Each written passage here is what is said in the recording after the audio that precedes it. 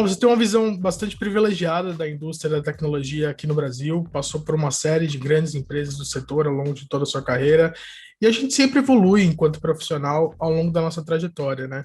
Mas eu queria que você falasse um pouco sobre o seu estilo. Como que você considera que é o seu estilo de liderança? Eu acho que você falou bem, Rafael. Acho que o estilo de liderança vai evoluindo de acordo com os projetos, as empresas, os desafios que você tem pela frente. Eu acho que o meu estilo de liderança tem se desenvolvido no sentido de ter o conceito de coaching, ou seja, estar próximo o suficiente do time, mas não estar no campo necessariamente jogando, né, eu mesma, mas conseguir realmente trazer todas as condições necessárias para que o time consiga trabalhar, desenvolver e entregar os resultados que a gente precisa. Eu sou uma líder, acho que bastante focada na questão cultural. Eu realmente acho que a cultura, a colaboração, a forma, né? A gente fala muito aqui no Google sobre o que é importante, mas o como também é importante. Então, a altíssima colaboração, as equipes trabalhando em conjunto para atingir resultados que só uma pessoa isoladamente não conseguiria. Eu realmente acredito nesse estilo de liderança e nessa cultura colaborativa. Então, essa é outra característica que eu tenho. Eu sou bastante informal, eu não acredito em hierarquia, no valor das posições, né, isoladamente.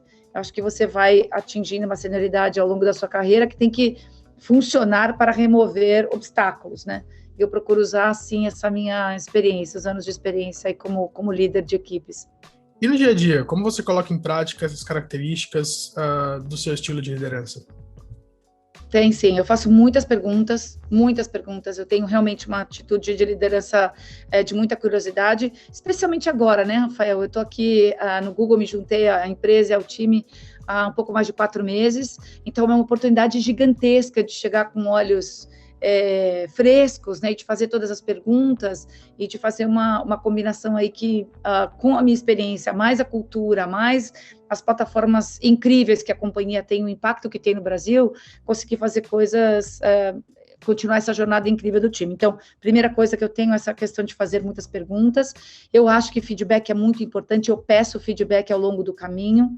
Sim, eu acho que feedback não é só uma coisa de uma via, são todas as vias, né, pares, superiores, funcionários, e isso é uma cultura que a gente busca bastante também aqui.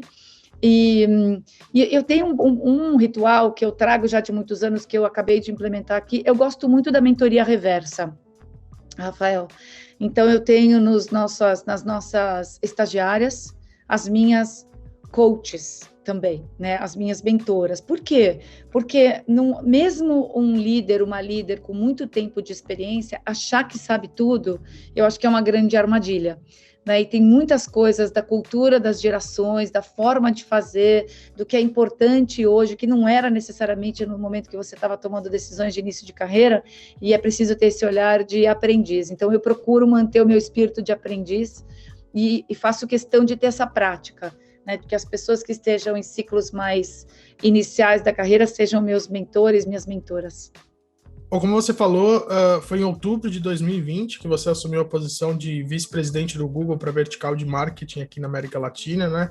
Essa não é a primeira vez que você assume uma posição Latam, mas ainda assim, essa mudança acontece num contexto único, que é o contexto da pandemia. Eu tenho 2 perguntas relacionadas a esse tema, e a primeira é uma perspectiva mais pessoal sua. Como que foi essa mudança? Foi um passo muito difícil? Isso já influenciou o seu estilo de liderança? Rafael, eu sempre fui, né, eu tenho sido uma pessoa apaixonada por algumas questões. Primeiro, eu acredito no poder e impacto da tecnologia, né?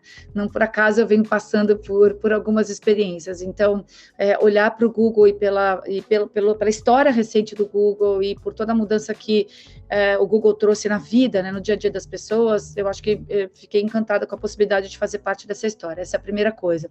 Acho que a segunda coisa é também ver um pouco da cultura do Google, né, que é uma empresa baseada em projetos, as pessoas podem dedicar 20% do seu tempo para fazerem projetos além das suas posições, então tem uma cultura muito pautada na inovação e no impacto do indivíduo e do coletivo.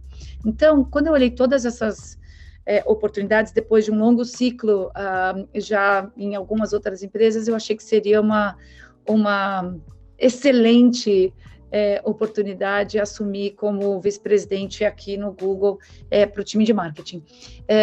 Se foi difícil, bom, eu acho que envolveu muitas decisões numa decisão só.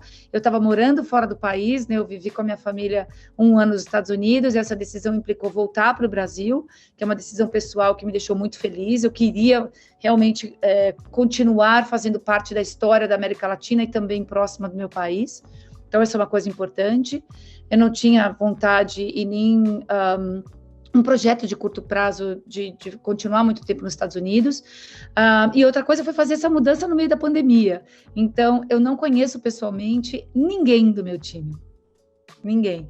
Isso parece um filme de ficção científica, né? Onde você está conhecendo e fazendo uma relação interpessoal mesmo, de equipe, só através das telas e 100% remoto e digital. A gente segue digital remoto até setembro desse ano.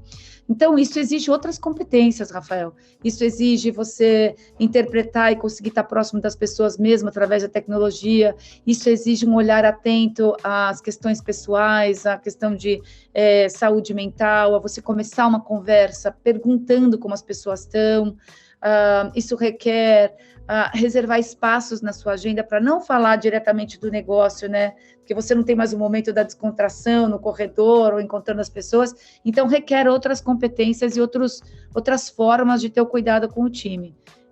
Isso é um exercício, né? E outra coisa que eu faço, que é importante para mim nesse momento aí de pandemia, é cuidar de mim para que a minha energia esteja a serviço do time, né? Então, por exemplo, eu treino todos os dias, eu procuro trazer a minha melhor energia. Eu tenho recentemente começado a fazer meditação, que é uma coisa que tem me ajudado bastante. Então, eu acho que tem essa questão de se cuidar, para você poder cuidar e estar à disposição do time com a sua melhor energia. E a outra pergunta que eu queria te fazer sobre essa dimensão é o fato de que você está novamente assumindo uma posição de América Latina, né? Você tem experiência nas duas frentes, tanto liderar uma empresa no nível Brasil, quanto no nível América Latina. Qual a diferença e quais são os desafios de cada um desses tipos de operação? Liderar uma operação na América Latina é uma oportunidade gigantesca, né? Porque eu acho que é uma região que eu represento aqui, junto ao Google, 650 milhões de pessoas, né? 650 milhões de habitantes, né, da população da América Latina, e dos quais a maioria deles já usam nossas plataformas, nossos serviços, nossos produtos. Então, eu acho que tem um nível, uma escala disso que é maravilhosa em apenas 2 línguas, né? Que é uma grande vantagem para a gente realmente poder escalar na América Latina. Agora, eu acho que eu sendo brasileira, ou pelo menos me considero brasileira, fui criada aqui, eu acho que tem uma questão importante que é não cair na armadilha de, sem perceber, dar mais atenção para um país ou para o outro. Essa é a primeira coisa.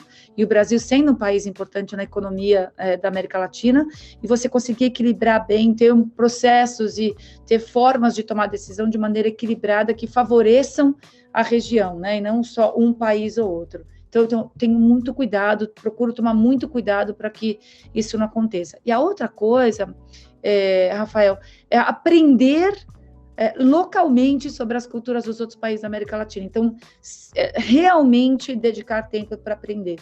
Saber quais são as diferenças e o que está acontecendo hoje, politicamente, economicamente, socialmente, do ponto de vista de tendências de consumo para esses países todos da América Latina. A gente está presente na quase totalidade desses países. Então, entender da cultura do México, da Argentina, do Chile, Colômbia, do Peru e assim por diante.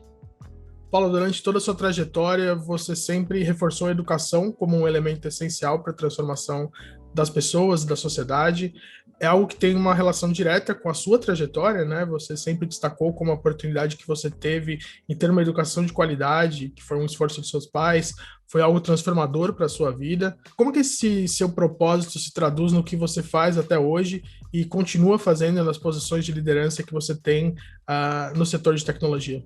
A gente começou a falar, né, que eu sou uma apaixonada por tecnologia, eu sou uma apaixonada pelo impacto da educação, e eu tenho a questão de diversidade e inclusão no topo da minha agenda.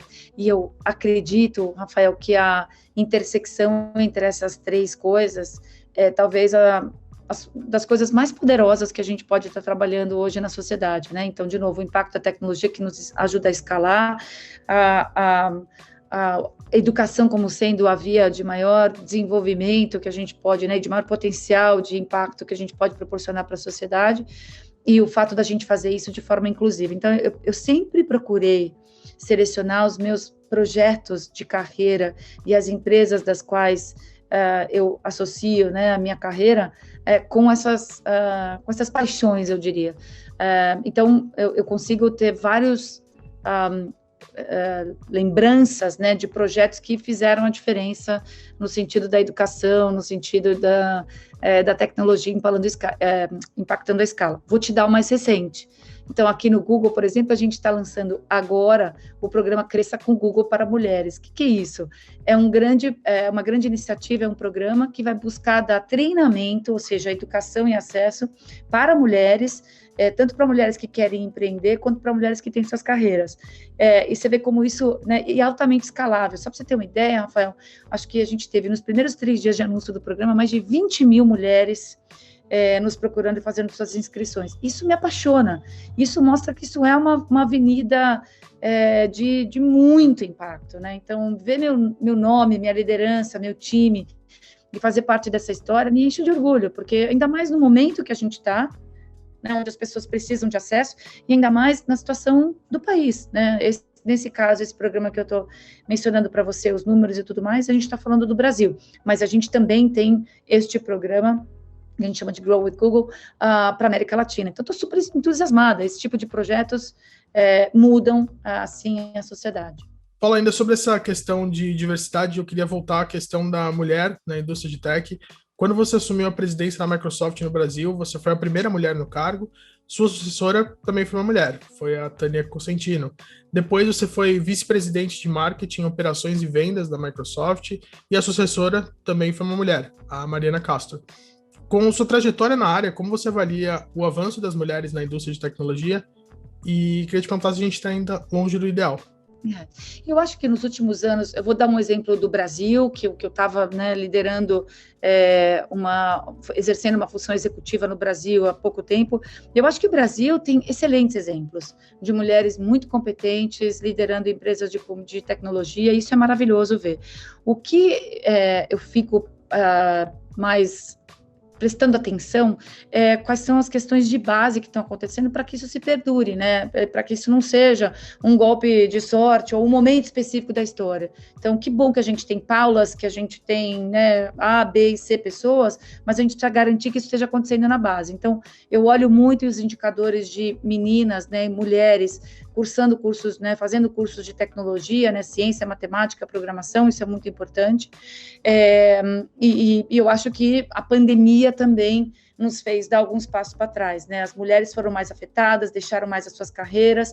Então, acho que essa conjunção de coisas, né? Mulheres ascendendo e aspirando a carreiras de tecnologia, por isso que eu gosto de contar a minha história.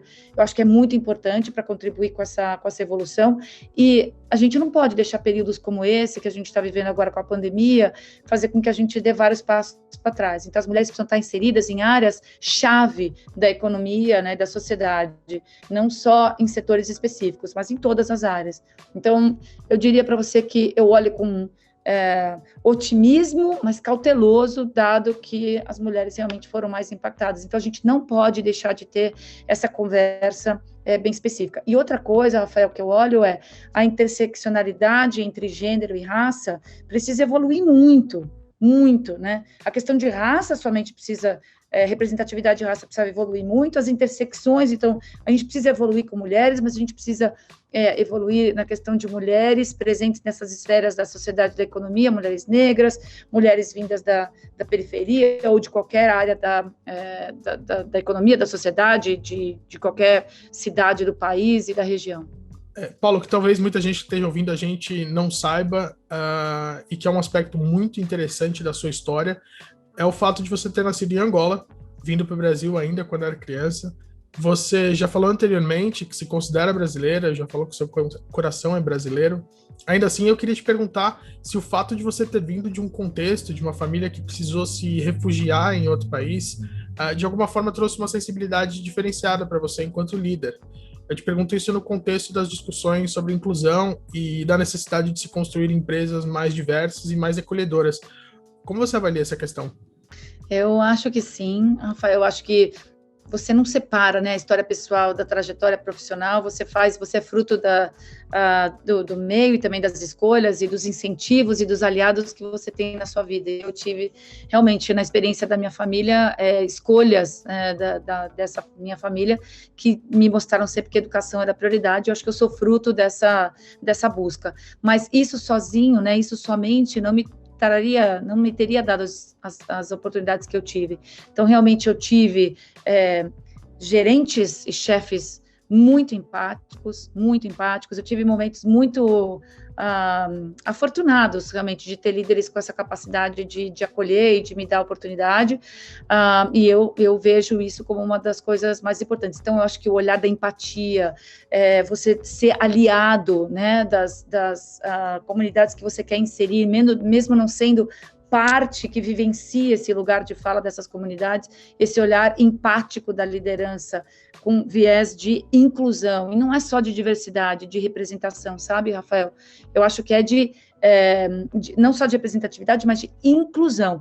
Incluir, e eu adoro essa frase, né? Representar festa, representatividade é convidar para a festa, e inclusão é chamar para dançar, né? Realmente tomar parte. Então, eu acho que as lideranças têm responsabilidade sobre essa representatividade, sobre mudar esse cenário que a gente tem hoje, tanto no setor privado, quanto no setor público, quanto na academia. As mulheres e todas as comunidades, né, a questão de raça, gênero, orientação sexual, todas as comunidades têm que ser representadas nas esferas da economia e da sociedade.